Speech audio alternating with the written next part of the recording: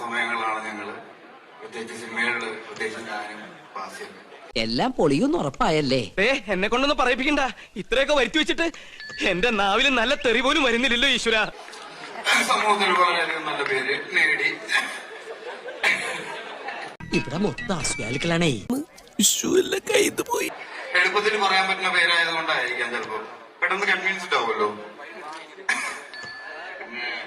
എന്ത് പ്രശ്നം വന്നാലും ഇപ്പൊ സിനിമക്കാരുടെ പേരിലാണ് ഒക്കെ വെറുതെ കേട്ടോ കുശുമ്പ്. ഇനി നമ്മളിപ്പോ എന്താ ചെയ്യാ? ലോകമഹായുദ്ധം ഉണ്ടായതും ആദവും ഹവ്വയും പ്രശ്നം ഉണ്ടായതും മുതലെല്ലാം സിനിമ കണ്ടിട്ടാന്നാ പറയുന്നത് അല്ലേ? അല്ല, വളരെയധികം വിഷമം ഉണ്ടാവാറുണ്ട് പല സമയങ്ങളിലും. കാരണം എന്ത് പറഞ്ഞാലും മെക്കെട്ട് കയറുക എന്ന് പറഞ്ഞു കഴിഞ്ഞാൽ ഒരു ശക്കല കുഴപ്പമുണ്ട്.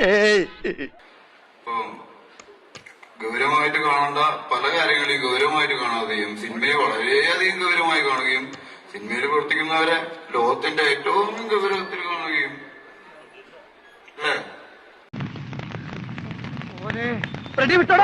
പണ്ഡിതനാണെന്ന് തോന്നുന്നു. അർത്ഥം പറഞ്ഞൊന്നും കേട്ടില്ലേ? Should travel alone and all way. എല്ലാ വഴികളിലൂടെയും സഞ്ചരിക്കണം എന്നാ പറയാം. നീ എന്നാടാ രാവിലെ പരസ്പരമൊന്നും ഇല്ലാത്ത ഓരോ വർത്തമാനം പറഞ്ഞോണ്ടിരുന്നേ? അത് ഇന്ന വഴിയിലൂടെ സഞ്ചരിക്കണം എന്ന് പറയുമ്പോ അത് ശരിയാവില്ല. എന്തൊക്കെയാണോ ഈ പറയണത്?